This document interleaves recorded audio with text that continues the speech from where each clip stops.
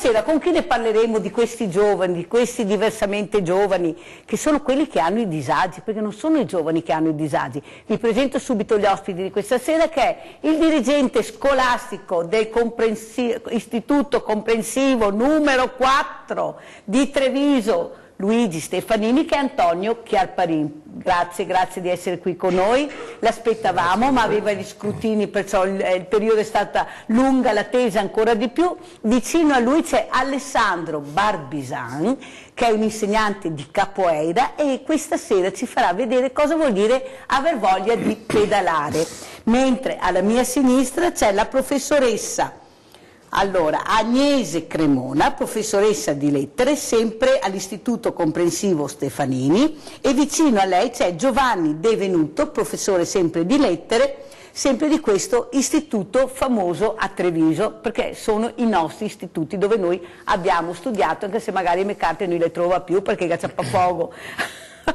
è vero, l'archivio, ma comunque si troveranno. Allora, io inizio subito dalla professoressa, perché abbiamo visto appunto Federico che aveva questo cellulare. Io so che lei è andata in Sicilia e ci racconti cosa è successo in Sicilia e perché lei assieme al professor De Venuto avete fatto questo viaggio. Sì, abbiamo fatto questo viaggio a Palermo con 4 classi del nostro istituto, in 2 gruppi, uno è partito a fine gennaio e un gruppo è tornato praticamente, è partito la scorsa settimana e sono tornati tra venerdì e sabato, un gruppo il venerdì e un gruppo il sabato. È stata una gita che ha coronato un progetto sulla legalità che abbiamo fatto, un progetto molto intenso che si concluderà, previsto appunto come argomenti la mafia, i diritti dei bambini, i diritti delle donne, sta proseguendo e quindi appunto si concluderà entro la fine dell'anno, e questo però è stato diciamo così un momento un po' simbolo del nostro progetto. È stato un viaggio molto bello e la cosa che lo ha anche caratterizzato tra tutto il resto è che i ragazzi sono venuti via senza assolutamente cellulare e senza alcun tipo appunto di dispositivo elettronico. E come si sono comportati questi ragazzi senza il cellulare? Perché sembra che non vivano se non c'è questo meccanismo infernale che è il cellulare. Assolutamente no, ecco, è stata un'esperienza bellissima per i ragazzi, forse un po' più preoccupante per i genitori perché sono abituati ad averli sotto controllo, ma per i ragazzi devo dire veramente molto significativa, non hanno chiesto, hanno anzi avuto modo appunto di parlare, cantare, discutere tra di loro, giocare certamente, cose che molto spesso purtroppo non fanno, proprio perché nel momento in cui hanno il cellulare sembra che si chiudano nella loro monade e pensino soltanto appunto, ecco, a volte capitava, ne parlavamo anche con il dirigente, capita a volte che in gita si mandino un messaggino da davanti la corriera in fondo alla corriera, ecco, quindi è un po' secondo me la morte di quella che è la comunicazione, e questa invece è stata un'esperienza in cui loro... Positiva? Sì, molto positiva. Dirigente scolastico, una volta si chiamava preside, poi cambia tutto, non so il perché, cosa cambia non si sa, però è dirigente scolastico. Allora, secondo lei, questi ragazzi che sembrano così iperattivi, guai se non hanno il cellulare, queste famiglie disperate se non sanno minuto per minuto cosa fanno, cosa non vera, perché se ne fregano tantissimi altamente genitori non figli di questi ragazzi, anche se li seguissero di più sarebbe meglio con gli occhi e con la mente. Cosa vuole dire? Come mai i ragazzi, tutto sommato, se li prendi per mano, si fanno accompagnare e direi anche molto volentieri? Beh, i ragazzi hanno bisogno di serietà nei rapporti, correttezza dei rapporti, ma soprattutto onestà nel rapporto. Cioè bisogna essere onesti, chiari e pretendere da loro che quello che rispetta l'adulto lo devono fare anche loro e che non ci sono 2 pesi e 2 misure. perché spesso succede così. Lei prima diceva devono ascoltare, vedere di più con gli occhi, però io aggiungerei anche col cuore. Anche col cuore, soprattutto col cuore. Esatto. Cosa dice, professore? Soprattutto col cuore, perché tenere sotto controllo i ragazzi non vuol dire sapere esattamente dove sono ogni secondo della loro vita, ma sapere che emotivamente sono felici e sono nel nostro cuore. Ecco, lei, quando io sono venuta a intervistarla, che abbiamo visto una parte dell'intervista a questo importante professore, perché dice delle cose che veramente mi hanno toccato il cuore, ho detto ma questo è proprio un bravo professore. Mi ha detto che un ragazzo aveva preso 8, però era rammaricato perché non è arrivato il 9, perché la mamma voleva il 9, perciò era come se lui avesse preso un voto insufficiente.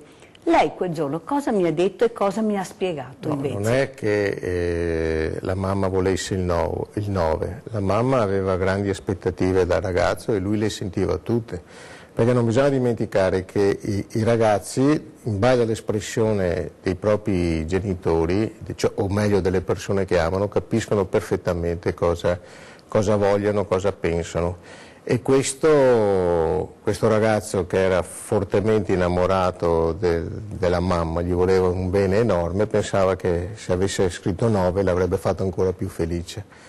Allora quando ho chiamato la mamma gli ho detto: signora, guardi, suo figlio non gli prendo nessun provvedimento disciplinare perché lui ha fatto un gesto d'amore nei suoi confronti.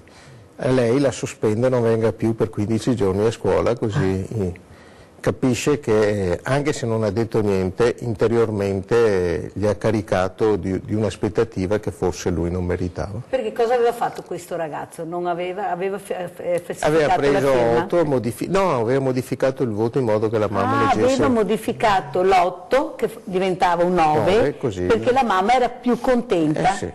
Questo quando i ragazzi fanno queste cose qua noi le prendiamo come una cosa negativa, invece è il genitore che deve farsi un autoesame di coscienza molto più forte per vedere cosa ha fatto per far sì che il ragazzo abbia questo gesto d'amore così forte. Professore Di Venuto, cosa si sente di aggiungere dopo aver sentito la professoressa e il professor Chiarparin? Sì, allora sicuramente durante appunto questa gita scolastica, questo viaggio di istruzione a Palermo, abbiamo potuto vivere davvero appieno i ragazzi, cioè appunto in assenza di cellulari, in assenza di altri elementi che potessero metterli in contatto con i propri familiari o con i propri amici, anche noi adulti siamo entrati in comunicazione di più con loro e i ragazzi erano contenti di questo, quindi ci sono stati momenti in cui abbiamo giocato con loro, ci sono stati momenti in cui abbiamo chiacchierato di tante cose e quindi il paradosso del mezzo di comunicazione cellulare oggi qual è? Che in un momento in cui sembra quasi che la comunicazione si possa amplificare all'infinito, questi ragazzi appunto sono tutti chiusi però su se stessi e quindi non hanno la possibilità di colloquiare, non hanno la possibilità di dialogare, soprattutto con l'adulto. E questa è una grave carenza che abbiamo, perché quello che manca oggi è il rapporto, a mio parere, secondo una mia modesta opinione, tra il giovane, tra il bambino, tra l'adolescente e l'adulto. Non c'è comunicazione, non c'è osmosi, non c'è scambio appunto di pareri e questa è una grave lacuna. Se a tutto ciò aggiungiamo anche che a volte mancano in famiglia delle figure per esempio fondamentali come quelle dei nonni, penso alla figura dei nonni ad esempio, no? Il nonno che racconta, il nonno che fa memoria, il nonno che porta testimonianza, ci rendiamo conto che stranamente quella che magari per noi è stata un'ancora di salvataggio, una catena appunto di rapporti, si scioglie. Cioè mancano degli anelli fondamentali a questi ragazzi che invece forse nel cellulare vorrebbero trovare, nell'elemento appunto nello strumento vorrebbero trovare qualcuno con cui parlare, ma in realtà come dire, proprio questo viene meno. E forse voi li avete visti sorridere, cosa che non succede quando hanno questi infernali cellulari, perché non sorridono di sicuro nei cellulari. Chi invece questa sera ci farà sorridere, perché di sorrisi veramente ne ha visti tanti, è Alessandro Barbizan, perché Alessandro Barbizan ha deciso di fare una cosa un po' particolare. Ha detto: io vado in Africa, prendo una bicicletta e inizio a pedalare. Cosa è successo a Alessandro Barbizan e perché questo amore per l'Africa? Beh, allora è una storia un po' più lunga dell'Africa, diciamo, che dura 3 anni ora, sono gli ultimi 3 anni che ho fatto il viaggio in Africa. I primi, da ora sono 8 anni che viaggio in questa modalità, nel senso faccio un lavoro stagionale, lavoro come barista cameriere e poi i soldi li impiego in un viaggio strano, ecco, particolare. Oltre a fare l'insegnante di capoeira, fai anche dei lavoretti per mantenerti. Sì, l'insegnante in realtà è di recente che sono diventato insegnante, negli ultimi anni così, però comunque il gruppo lo frequento da 12 anni ormai ed è il gruppo che mi ha dato l'apertura, diciamo, al viaggio. Lì ho incontrato la mia ex ragazza con la quale i primi 5 anni di questi 8 ho viaggiato in giro per il mondo. Allora andiamo anche noi, partiamo per questo viaggio e riusciremo a capire forse perché là ci sono tanti sorrisi. Partiamo.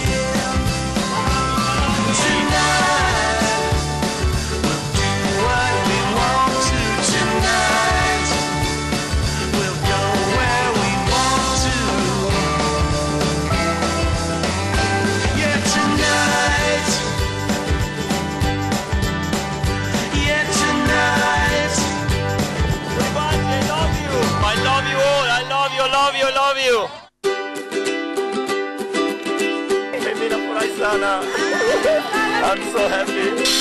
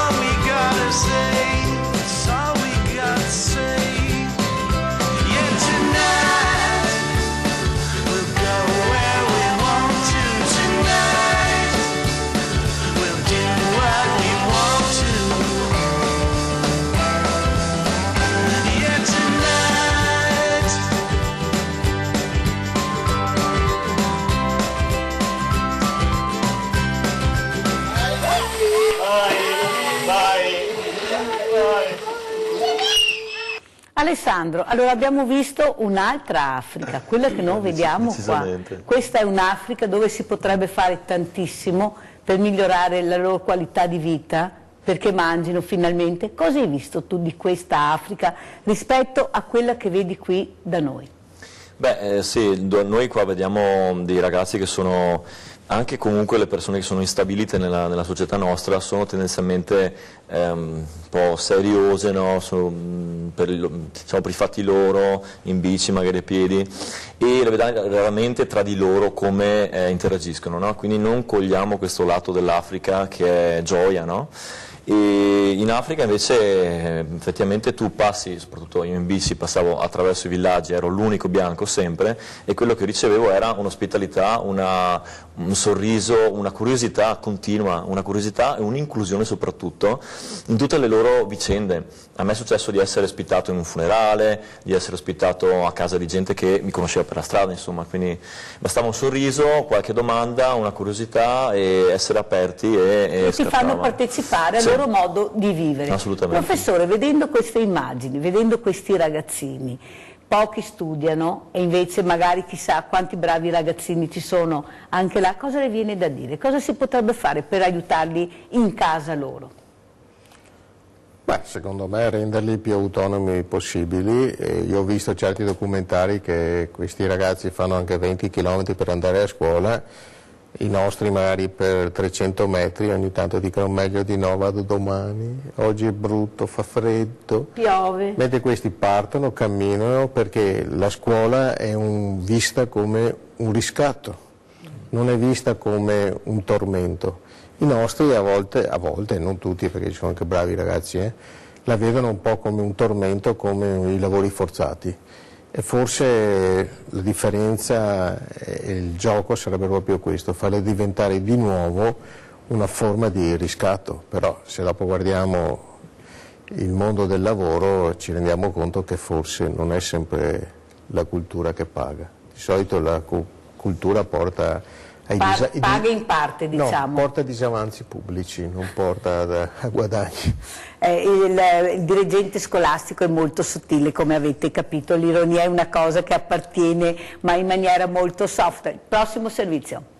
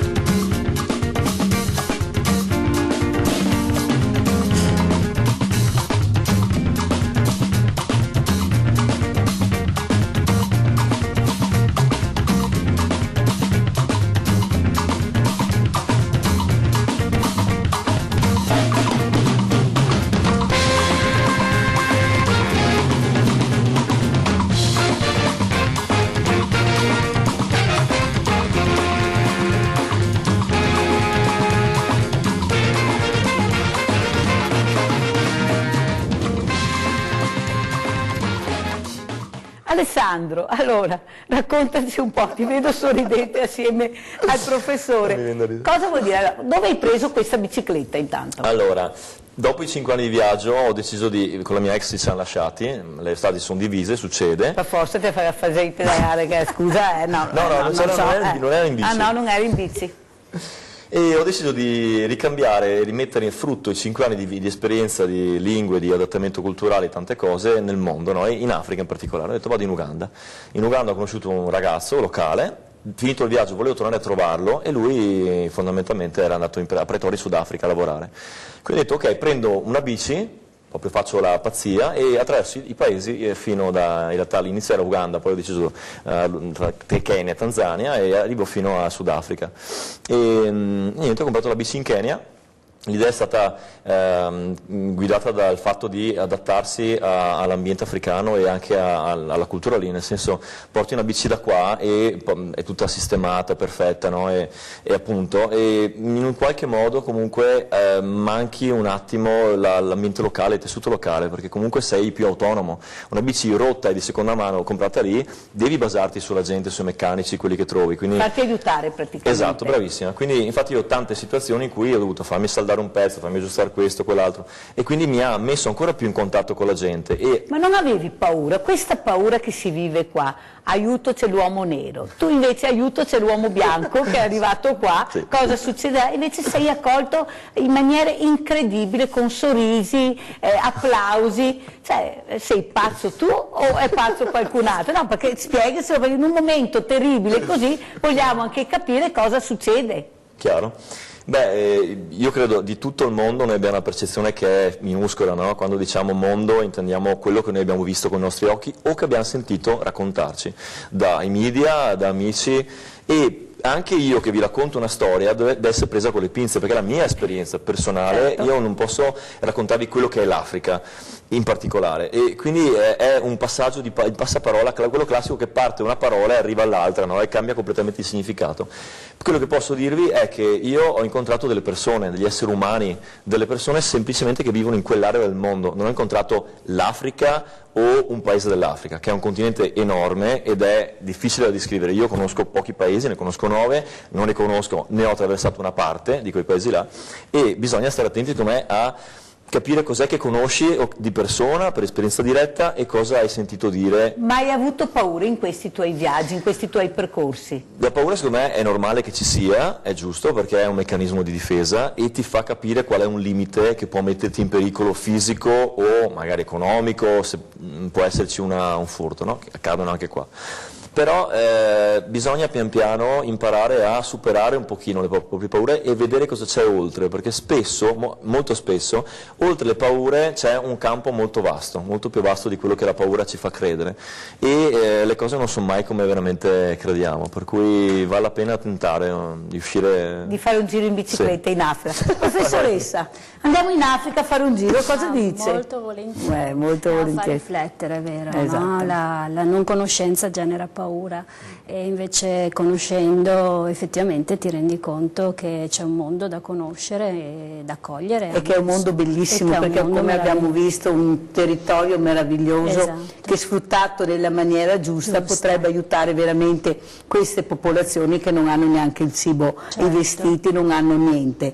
Secondo lei c'è qualcosa che a noi non arriva volutamente, perché c'è qualcos'altro sotto lo sfruttamento del territorio, parliamoci chiaro? Beh, quello sicuramente è una cosa storica, la studiamo anche a scuola con i ragazzi, insomma, no?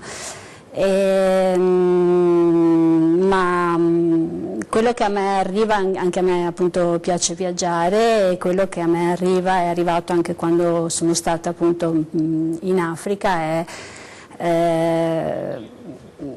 la gioia, la bellezza anche del vivere e l'accoglienza. Anche mi ha colpito moltissimo, no, questo discorso che hai fatto, l'inclusione, no? Il fatto che effettivamente ti senti accolto, no? E secondo me questa è una cosa molto bella. Io ho per esempio mio figlio studia in una scuola elementare dove praticamente sono tutti stranieri, sono 4-5 italiani. Infatti volevo fare questa domanda, come sono questi stranieri, esatto, che studiano nelle nostre scuole? Esatto, e devo dire che mio figlio, la differenza tra un ragazzino italiano e un ragazzino straniero, che poi straniero tra virgolette perché insomma vivono qui da anni, mio figlio non la vede assolutamente. Ed è una bellissima esperienza per me il fatto che appunto mio figlio frequenti questa scuola, è una scuola appunto poi elementare di Treviso, proprio perché è un modo per cancellare le frontiere, secondo me, è un'esperienza... Perciò viaggiare ti fa aprire anche la mente a questi giovani che viaggiano, che riescono a vedere oltre il colore la persona. Professore Di Venuto, cosa vuole dire anche lei? No, guardando appunto le immagini che ha girato Alessandro, mi volevo riagganciare anche al fatto che molto spesso in questi paesi abbiamo difficoltà nell'aprire scuole, cioè la scuola è un elemento fondamentale. Noi ne abbiamo tante, ne abbiamo diverse. In questi paesi invece si sente l'esigenza della scuola, e quelle poche scuole che ci sono, quelle poche scuole che sono raggiungibili, sono vita per i ragazzi. I genitori mandano i ragazzi a scuola anche a rischio della stessa vita dei ragazzi. Noi quest'anno abbiamo proposto ai nostri ragazzi un film che tra l'altro propongo a tutti di vedere se non l'avete visto, che ha vinto anche diversi riconoscimenti, che si chiama Vado a scuola. È un docufilm, è un film documentario girato in varie parti del mondo, in quello che definiamo terzo mondo, quindi si va dall'Africa ad alcune zone dell'America Latina, e si seguono appunto alcuni ragazzini che per andare a scuola, non so, penso al Kenya ad esempio, devono compiere viaggi di 2-3 ore, devono attraversare la savana, devono stare attenti a che non gli schiaccino gli elefanti, devono scegliere ogni giorno il percorso migliore. E quando abbiamo chiesto ai nostri ragazzi quali sono gli ostacoli che voi incontrate per andare a scuola, i nostri ragazzi hanno risposto: il pedone che attraversa la strada, il traffico automobilistico. Pensate. E i papà che invece nel documentario mandano i propri figli a scuola nonostante questi pericoli, benedicono la scuola. C'è proprio un atto di benedizione nei confronti della scuola, come qualcosa appunto che quasi è mandata da Dio, non voglio esagerare, ma vedendo quel documentario, ripeto, non è un film, è un documentario, quindi sono storie vere che sono state semplicemente montate e girate dal regista, si resta colpiti da questo.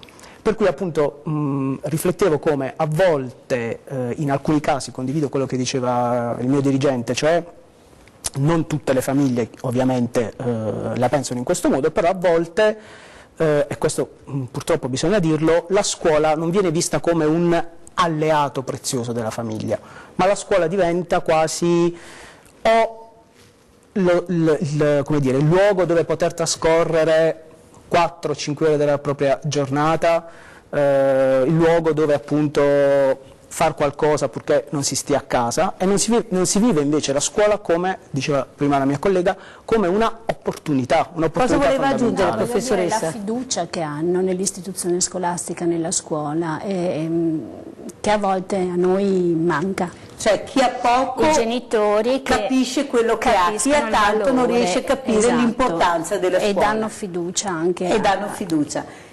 Professore, vedendo questi ragazzi, anche Salvini dice dobbiamo aiutarli a casa loro. Vedendo queste bellissime immagini si possono aiutare a casa loro, si possono creare delle scuole, diamo la possibilità di lavorare, di creare degli insegnanti, avremo 1000 possibilità. Però nella mente si pensa, si parla, però non si agisce. Secondo lei perché non si agisce, professore, per aiutare queste popolazioni in casa loro? Poi vediamo che fine fanno qui. Beh, per il semplice motivo che è più facile controllare chi dipende che chi non dipende. Per cui se io creo dipendenza gestisco un potere in più. Se creo libertà ne gestisco molto in meno. Per cui io starei proprio in questa equazione qua. È meglio insegnare a coltivare e produrre il grano o meglio portargli il grano? È sempre là il gioco. Sempre là il punto di domanda. Costruire una scuola si può fare, ma là, a volte non piove mai, si possono fare le scuole benissimo all'aperto. Il problema è chi va a insegnare là.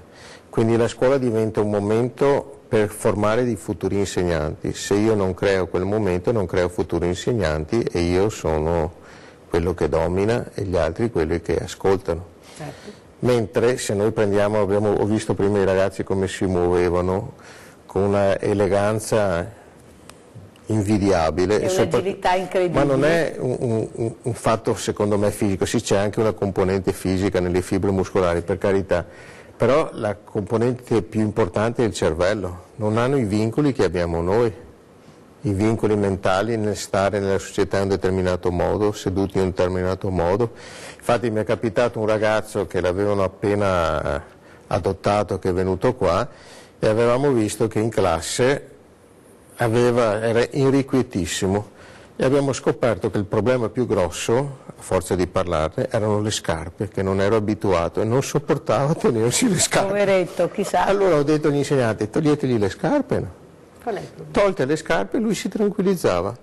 Ecco perché? Perché noi pensiamo che il nostro modello è giusto, si importa il modello e invece bisogna importare le persone e le strade per arrivare alla libertà, che è attraverso la scuola e la cultura. Aver fiducia della scuola da noi è impensabile, perché la scuola è un diritto, un dovere, si deve fare questo, si deve fare quello, si deve fare tutto. Se succede qualcosa è colpa della scuola, se succede che uno beve troppo è colpa della scuola, se uno guida troppo veloce è colpa della scuola. Se il voto è brutto è colpa dei professori? Colpa del professore che non ha capito le problematiche del ragazzo.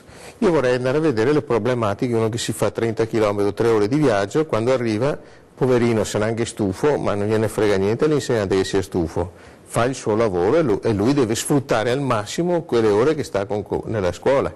Invece adesso ci sono tante innumerevoli attenuanti per dire poteva andare meglio, ha fatto il massimo. Io capisco che ci sono difficoltà anche qua da noi nell'affrontare le cose, ma se io ho fiducia in chi mi dice non ce la fai, bisogna fare questo, ci sono dei passaggi da fare e ti affido a mio figlio perché assieme lo facciamo crescere, mentre ti affido a mio figlio e lo fai crescere come ho deciso. Che è un'altra storia. Che è un'altra storia. Allora, Alessandro, io ti ho visto girare, poi fai anche i reportage perché è da solo, lui fa tutto, mangia, beve, dorme, tutto in bicicletta e ripeto fa anche questi reportage che voi state vedendo, però una cosa che si nota è che ti senti un uomo libero. Guarda, è una cosa che poi proprio traspare, proprio esce dallo schermo. Cosa vuol dire sentirsi un uomo libero? Per te che vivi qua e poi vai su questi posti che hanno la libertà però fino a un certo momento. Ma secondo me sentirsi un uomo libero significa, per me, io lo interpreto come sentirmi parte di una comunità umana. E come dico sempre, scherzo, chiedo quante razze ci sono nel mondo, no? Ho chiesto anche ai bambini, ho fatto degli eventi di racconto del mio viaggio, faccio quante razze? Questa. E qualcuno ha risposto giusto, la razza è una, è razza umana.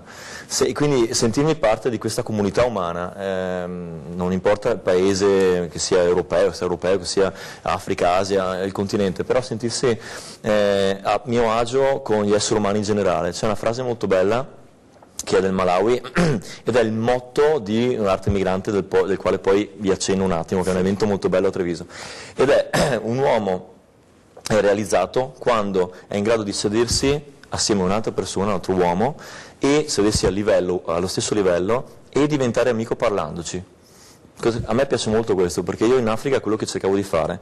Io so che arrivo da bianco, arrivo con tantissimi stereotipi, anche loro hanno rispetto a noi dei pregiudizi, attenzione, mica siamo noi solo.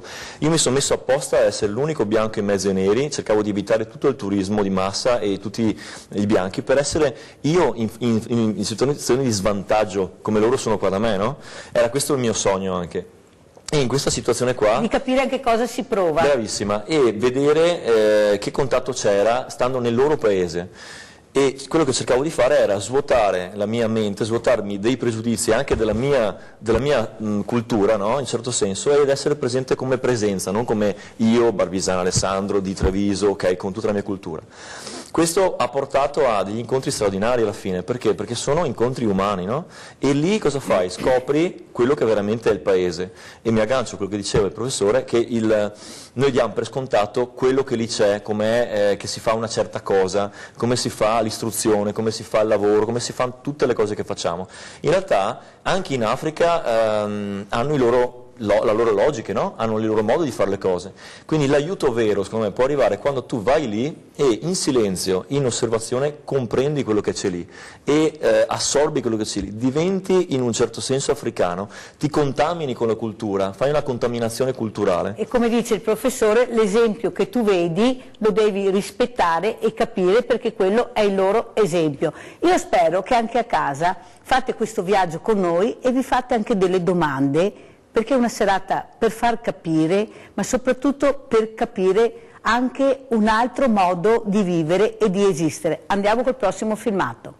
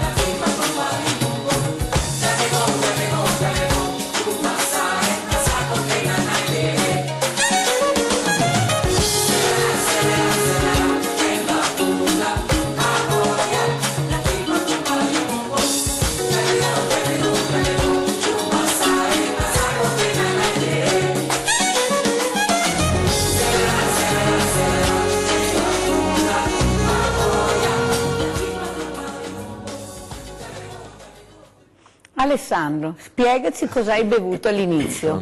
No, spiegacelo perché qui diceva tutto vero, spiegaci. No, è vero, è vero. Allora io ho comprato un filtro buono, anche economico in realtà comunque, è una pipetta di plastica che filtra fino a 1500 litri da batteri, contaminanti, parassiti e anche odori e muffe, ok? Ora, io siccome ho attraversato in quel punto là una parte abbastanza remota in cui c'erano villaggi ogni 20 km, ma ho detto se mi succede che non ho acqua e faceva un caldo assoluto, ve lo giuro, vorrei capire se sto filtro funziona, no? E anche un po' per quella, io vabbè sono un po' matto in queste cose, però volevo buttarmi un po' oltre e dire provo, no? Mi metto alla prova e capisco.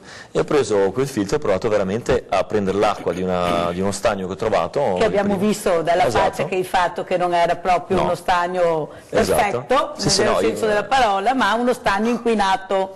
Beh sì, però attenzione, non inquinato da chimici là, sì. Questo è interessante perché in quella zona là comunque c'è solo natura e villaggi, per cui è inquinato da animali che hanno bevuto, insetti che sono morti. Ma hai avuto dei problemi dopo che hai bevuto? No, il filtro ha funzionato benissimo.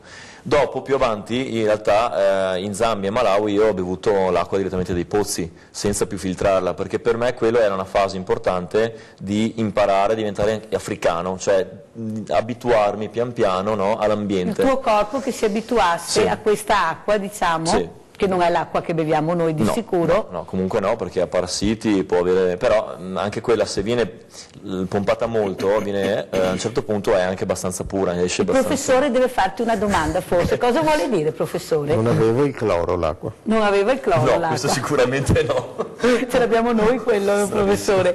Ma cosa vuol dire in quel momento, quando tu ti accorgi che l'acqua c'è? Basta andarla a cercare, basta scavare e trovi l'acqua. Abbiamo visto delle distese immense dove puoi seminare e dar da mangiare a queste popolazioni. Non ti viene un po' di rabbia dopo quando torni qua e vedi i problemi che veramente ci sono, ma soprattutto questo mondo del volontariato, e qua voglio che tu ne parli perché è molto importante anche capire, perché la gente è buona, la gente ha una vita che manda soldi, ma come vediamo non si sa dove siano finiti. Ma cos'è il mondo del volontariato in Africa? Spiegacelo un po'. In generale il volontariato, anche lì è un mondo intero, non va diciamo, fatto di tutta l'erba un fascio, chiaramente, però in generale è un mondo che tende a far fare un'esperienza alla persona e dà quasi... Attenzione a casa, vi sta dicendo delle cose importantissime che voi non conoscete, prego. E io sì, ma loro non lo sanno. È quasi, in realtà è quasi di più l'esperienza che uno riceve, come arricchimento ovviamente, sia ben inteso, che quello che porta alla fine, perché un volontariato nella maggior parte dei casi si va dalle 2 settimane, io ho anche amici che ne hanno fatto alcune esperienze, a magari mesi, no? Chiaro, però quando cominci a stare anche soltanto, facciamo in 3 mesi, no? Sono pochi, perché tu compari nella vita di delle persone, magari insegni ai bambini, vai all'orfanotrofio, poi scompari completamente, e poi arriva un altro volontario. Ci sono dei meccanismi in cui hanno bisogno di mano proprio anche d'opera, quindi di lavorare nelle fattorie, e lì aiutano, però in generale è più quello che ricevi. Ora, io quando ho fatto un primo viaggio in Uganda ho fatto un periodo di volontariato in un ambiente, no? E mi è stato chiesto prima, parlando, mi chiedevate, ma che associazione? Ho detto no, non è nulla di conosciuto, perché? Perché io so che le associazioni di volontariato grosse, quelle, come mi dice, mi fido, vado in quella grossa, ti chiedono anche $800 a volte, o più o meno. Sentite bene, per partecipare a questo associazionismo molto importante devi pagare $800. Sì. L'idea sarebbe tu paghi perché sostieni... Non tutti, diciamo, però una gran parte si fa pagare per avere del volontariato. Io lo trovo scandaloso, tu cosa vuoi dire? Io personalmente sono andato direttamente da una persona che ho conosciuto tramite dei siti che permettono di mettere insieme privati, e questa persona smistava i volontari, chiedeva un compenso minimo giornaliero per la casa perché si viveva a casa sua, e ero diretto, io sapevo che i soldi andavano a lui e poi andavano a chi aveva bisogno nel paese, perché lui conosceva tutti nel paese. Lui fa parte anche dello slow food, fa parte di reti anche televisive e radio della zona, quindi aiuta molto. Anni prima, per esempio, ero andato in Guatemala con la mia ragazza al tempo quando facevamo questi viaggi, e si è creata una raccolta fondi noi per un ambiente diciamo di volontariato, 2 associazioni che abbiamo conosciuto là. L'idea era non essere del tutto un'amateura e sparire, ma lasciare un piccolo ricordo di noi. In che modo? Portando degli oggetti che avevamo bisogno in un centro riabilitativo come fisioterapia e in 40 famiglie di Shela, di Quetzaltenango, che è la seconda città più grande del Guatemala, dove c'erano 80 famiglie, 70-80, nella povertà più totale negli slam, nelle baracche. 40 di queste hanno ricevuto, con la nostra raccolta fondi, durata 2 mesi, abbiamo raccolto $3.000, $3.200, hanno ricevuto dei sacchi di cibo, no? In questo modo, chiaro, non gli cambia la vita, ok, ben inteso, però sai che quei soldi là, ricevuti da amici, parenti e famiglia, sono andati a buon fine, stati totalmente, diciamo, nelle mani di chi aveva bisogno. E c'è un'altra cosa da dire in Africa, ok? Il problema della fame c'è in molti paesi, desertici, con problemi grossi politici, problemi di scompensi sociali, agricoltura non sviluppata, però non è dappertutto. E questo lo dico perché anche qui è un'altra idea che abbiamo, e raccogliamo fondi per mandare cibo all'Africa, magari è qualcosa che in quel paese non serve, magari serve qualcos'altro, per dire in Africa, in Tanzania, in molti posti, probabilmente dappertutto, c'è cibo abbastanza in abbondanza di agricoltura. Quello che magari manca sono reti fognarie, però a noi fanno vedere sempre il bambino che muore di fame, denutrito, fanno vedere sempre quello, non fanno mai vedere invece un'altra Africa. Andiamo col prossimo servizio.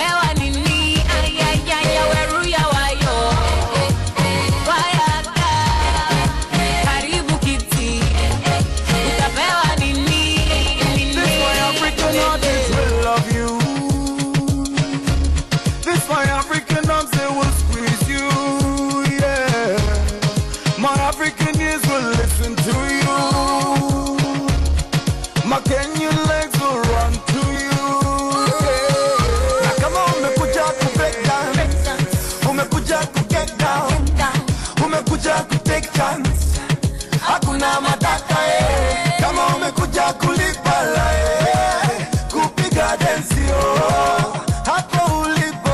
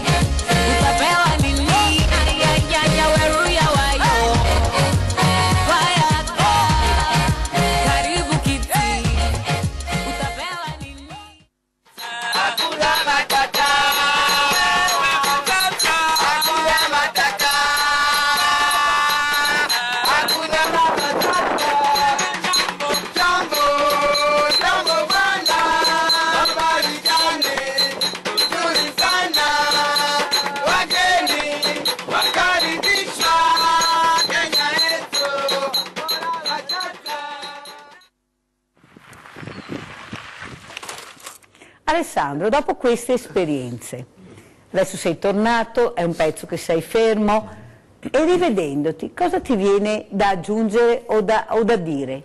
Cioè, cosa si prova a rivedersi in questi luoghi meravigliosi, che sono luoghi stupendi, e con queste popolazioni felici, poi torni qua e vedi un'altra storia? Beh, io intanto ho fatto del viaggio la mia vita e del ritorno alla disciplina. Sono 8 anni che vado, viaggio e cerco di tornare e portare quello che vivo là, le mie esperienze, le mie riflessioni, ma anche il mio entusiasmo, quello che vivo in viaggio qui. Perché i primi anni, devo ammettere, con la mia ragazza, i primi 2 anni, fa conto, era un po' una fuga, diciamo, in un certo senso. Cioè, era sicuramente un grosso desiderio di libertà e di rompere tanti schemi. E avevamo le idee ben chiare a livello idealistico, no? Però c'era anche un desiderio di lasciare un po' questa cultura che noi conosciamo ben troppo, no? Poi con gli anni mi sono reso conto che le mie radici, se io non faccio un cerchio, non torno alla base, non ho viaggiato veramente. Quindi andare fuori, trovarmi a casa, all'estero, in posti anche più impensabili, e tornare qui ed essere qui, felice di essere qui nel periodo in questo qui, per me è diventato fondamentale, per cui ho anche qui imparato a gestire e gioire anche della cultura che abbiamo, no? In particolare di questo ti accenno di Arte Migrante, perché dicevo prima è una realtà che qui ti porta in Africa in un certo senso, ma non solo in Africa, attenzione, ma in particolare in Africa. L'ho scoperta appena tornato dal viaggio, è iniziata in realtà, io sono tornato a metà luglio del 2018, Arte Migrante inizia a giugno del 2018, è un evento che prende luogo ogni 2 settimane, ogni 2 martedì, a Binario 1, che è uno spazio riutilizzato, riqualificato sotto il cavalcavia della stazione di Treviso, e lì è un evento che si svolge prima in una cena condivisa, ognuno porta qualcosa da mangiare, da condividere, e dopo si fa dalle 8 alle 9, dalle 9 alle 11 c'è una condivisione artistica, si condivide l'arte in modi più diversi. Chi può, anche noi o gli africani, possono portare una canzone, una poesia, un ballo, una recitazione, qualsiasi cosa. Si può anche non fare niente, ovviamente, si può partecipare come pubblico. Si può condividere. Esatto, anche. Tutti sono invitati, non c'è un confine, non esiste un confine, può venire il grande, il piccino, l'adulto, il giovane, il meno giovane, e vengono anche a volte persone senza fissa dimora, e poi i migranti, ragazzi che sono tuttora, anche alcuni sono già inseriti, hanno i documenti, alcuni sono nelle caserme che andiamo a prendere, gli diamo i permessi. Importante non si chiama arte migrante perché è solo dedicata ai migranti, è migrante perché è migrante il modo in cui si diffonde, in cui si sviluppa, in cui si crea. Ogni evento è nuovo, ogni evento è fresco, no? Questa conoscenza di un altro mondo. Professoressa, vedendo queste immagini bellissime e sentendo l'entusiasmo che ha Alessandro, lei che vive con questi ragazzi che poi frequentano le nostre scuole, cosa si sente di dire? Come sono questi ragazzi quando crescono qui da noi rispetto a quelli che lei ha visto? Cioè, questo sorriso rimane? Tantissimi di loro hanno legami molto forti con i luoghi di provenienza, sì. E soprattutto appunto poi anche le famiglie. Ecco, a volte noi li vediamo, no, come quelli che vengono, invadono, ma andiamo a vedere che storie ci sono dietro queste persone, andiamo a vedere che cosa hanno lasciato, andiamo a chiedergli: ma sei felice di aver lasciato il tuo paese indietro nella tua storia, insomma, ecco. Non credo, cioè molto spesso sono proprio esigenze, no? Bisogni, c'è la guerra, noi abbiamo visto anche i volti felici, no? Ecco, non so se hai anche poi visitato dei paesi dove sì, c'è la guerra, dove ecco, veramente non c'è questo sorriso. Adesso con i ragazzi, appunto, proprio per la prossima settimana hanno il compito di individuare in Africa i paesi dove ancora sono in atto delle guerre, no? E quindi appunto bisogna capire anche che molto spesso loro non è che vengono qui felici di aver abbandonato il loro passato, anzi per loro è un trauma grande, ecco. E quindi quello che vedo a volte in questi ragazzi è proprio nelle famiglie, forse più che nei ragazzi, perché i ragazzi nel momento in cui iniziano a frequentare la scuola, a fare amicizie eccetera, la scuola è importantissima, no? Come luogo di integrazione, assolutamente. Però loro si capiscono, poi quando tornano a casa è la famiglia che si intromette specialmente in questo mondo che è un mondo pulito, se guardiamo, è un mondo bello, e però là diventa il problema. Per loro poi, sì, non sempre è un problema, nel senso che abbiamo delle famiglie perfettamente integrate, eccetera, insomma, ecco, anzi direi la stragrande maggioranza, fortunatamente. E questi ragazzi sono bravi ragazzi? Questi ragazzi integrati studiano? Ma tantissimi sì, tanti sì, poi insomma... Hanno voglia di imparare, di conoscere, di studiare proprio per migliorare la loro qualità di vita? Alcune famiglie ci tengono tantissimo proprio alla scuola, non c'è nessun tipo di intromissione, tornando al discorso che si faceva prima, per quanto riguarda appunto, cioè ti delegano e dicono lei sa e si affidano a te, insomma, ecco. E le famiglie di solito ci tengono moltissimo, che poi vengano da esperienze scolastiche diverse dove magari il genitore partecipa molto meno, perché appunto la scuola ha un ruolo molto più forte rispetto a quello che abbiamo noi in Italia, questo è vero, quindi a volte noi leggiamo come disinteresse quello che in realtà è un po' un rispetto che loro hanno quasi verso le istituzioni scolastiche. Quello che manca a certi genitori nostri, da noi ultimamente hanno oltrepassato un po' il limite. Sì, anche perché c'è poi un discorso di autonomia, magari sono ragazzi molto più autonomi a casa nella gestione del loro tempo rispetto ai nostri, che dipendono moltissimo invece dall'adulto. Professore, cosa vuole dire? Sì, allora, io credo questo, cioè partendo dalle parole che diceva Alessandro, l'Africa è grande, cioè parliamo di un continente immenso e chiaramente Alessandro giustamente diceva io ho conosciuto quella particolare parte di Africa, eccetera. Ora è evidente che bisogna ragionare con la complessità, cioè avendo ben chiara, come diceva anche la collega, ben chiara la complessità di questi luoghi, cioè attenzione, ma non lo dico io, cioè, lo dice il dato geografico, il dato storico, attenzione perché nel mondo la maggior parte delle morti avvengono per fame, cioè, come dire, questi messaggi devono essere ben chiari. Sì. In Africa si muore di AIDS, la maggior parte dei bambini muoiono di AIDS, quindi questi sono dati. Da inconfutabili. E da questo non possiamo, diciamo, fuggire. Ecco. La maggior parte della mortalità è dovuta alle guerre, d'accordo? Quindi questi sono appunto dati. Ma soprattutto la denutrizione, quanti bambini... Benissimo. Sì. Concordo con Alessandro quando dice che accanto a questi enormi problemi abbiamo poi problemi del quotidiano, che sono mancanza di una rete fognaria adeguata, che quindi a sua volta, ecco la complessità, porta ad un incremento anche delle malattie, mancanza di infrastrutture che possano favorire i collegamenti commerciali, economici, culturali, quindi il quadro è complesso. Abbiamo poi sicuramente, e questo è un dato, anche questo come dire, inconfutabile, una certa, passatemi il termine, gioia di vivere, che ovviamente, e questo è l'altro risvolto della medaglia, a queste popolazioni non manca. Allora qui, a mio parere, il punto è, bene, è giusto intervenire a casa loro, ma la complessità dei problemi, quando parliamo di intervenire a casa loro, richiede, non credo di fare un paragone diciamo troppo forzato, richiede un piano Marshall straordinario. Ora per chi ci segue da casa, magari come dire, questa parola piano Marshall non è come dire, comprensibile a tutti, provo a spiegarla brevemente, mi metto se me lo consente, molto brevemente. Alla fine della seconda guerra mondiale l'Europa è distrutta, l'Europa è rasa al suolo. Gli Stati Uniti d'America, insieme alle altre potenze vincitrici, si rendono conto che non possiamo avere una parte di mondo così importante come era l'Europa, com'è l'Europa, distrutta. Bisogna intervenire. Come si interviene? Bisogna ricostruire, bisogna immettere liquidità. Allora qui la domanda è, siamo pronti, al di là delle associazioni di volontariato, al di là di tutto quello che si diceva, siamo pronti come Europa ad un intervento forte, pesante? No, professore, perché hanno il sottosuolo ricchissimo. E allora guardiamo il punto di Leopoldo Bottero. Buonasera a tutti. L'Africa, il grande malato del terzo millennio, il futuro dell'umanità del terzo millennio, comunque adesso è un mare di guai.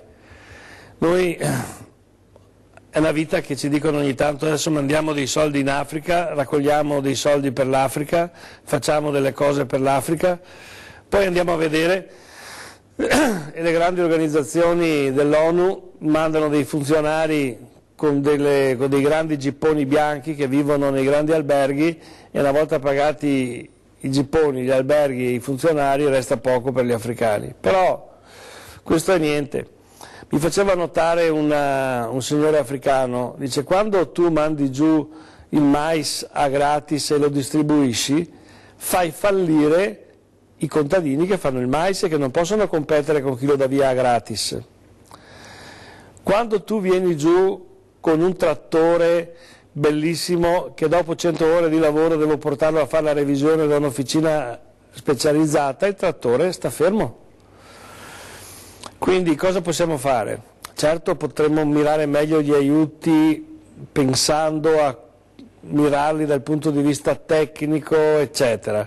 Potremmo far passare gli aiuti alimentari attraverso i contadini, si è provato anche questo. Il problema dell'Africa è che non ha una classe dirigente, anzi, non ha una classe dirigente onesta, diciamo le cose come sono. Ha una piccolissima classe dirigente che si fa presto a pagare. I soldi che ricevono tanti stati per il petrolio e per altre cose non vanno allo Stato, vanno ai capi e vengono portati di corsa in Svizzera. Che cosa fare per l'Africa? Allora, quelli che fanno qualcosa fanno bene ad andarci personalmente, perché almeno imparano qualcosa loro, abbiamo un ponte culturale tra noi e l'Africa un po' più credibile, fanno qualcosa di utile sicuramente. Ma la cosa importante da fare per l'Africa, bisognerebbe fare un grande piano Marshall di cultura, di scuola, di preparazione, preparare le nuove generazioni, perché i loro problemi li devono risolvere loro. Dobbiamo dargli la canna da pesca e non il pesce, e la vera canna da pesca è la conoscenza, è la cultura, la preparazione. L'Africa ha bisogno di scuole, ha bisogno di imparare, di formare una sua classe dirigente che risolva i suoi problemi. Pensiamo all'Africa e buonasera a tutti. Sono tesissimo, i Beatles! Cosa mi è rimasto da inventare? È da una vita che non ho un'idea. Mi è rimasto qualcosa di originale da dire. Dopo Dante, Omero e l'Odissea, la prospettiva mi sconforta un po'. Per fortuna che almeno ci sei tu con me, o no? Forse per istinto naturale, se mi guardi io mi sciolgo come neve al sole. A volte basta un pizzico di sale. Per capirsi non ti servono parole no d'amore, parole d'amore, ma basta prendersi la mano e dirsi wow, wow, wow, wow. E allora so che mi capisci se sono tesissimo, se devo lavorare sono tesissimo, se devo far l'amore sono tesissimo. E dimmi che mi ami, se non è mica facile affrontare tutti questi esami. Sono tesissimo, se devo protestare sono tesissimo, per farmi un po' valere sono tesissimo. E dimmi che mi ami, se non è mica facile affrontare tutti questi umani. Guardo le stelle, mi sento perso, quasi come un punto nell'universo. Ma se invece di un puntino solo tu ne prendi due, forse c'è una via d'uscita, perché tra due punti passa una linea retta infinita.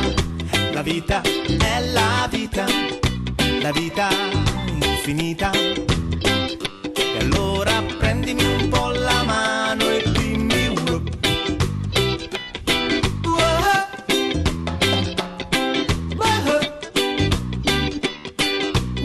e allora so che mi capisci se sono tesissimo, se devo lavorare sono tesissimo, se devo far l'amore sono tesissimo, e dimmi che mi ami se non è mica facile affrontare tutti questi esami. Tesissimo, se devo protestare sono tesissimo, per farmi un po' valere sono tesissimo, e dimmi che mi ami se non è mica facile affrontare tutti questi umani.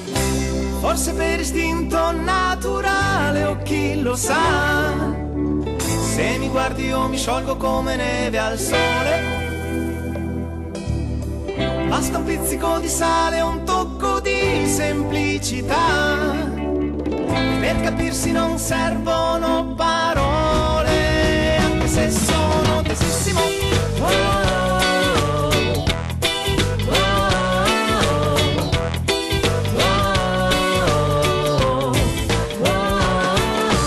Devo imparare a farmi un po' valere. Bravissimi, questa canzone la dedichiamo alla professoressa Agnesi Cremona, che era tesissima, ma si è sciolta dopo aver visto l'Africa, aver sentito queste note, perché muoveva le mani e i piedi. A tra pochissimo, non cambiate canale, rimanete con me.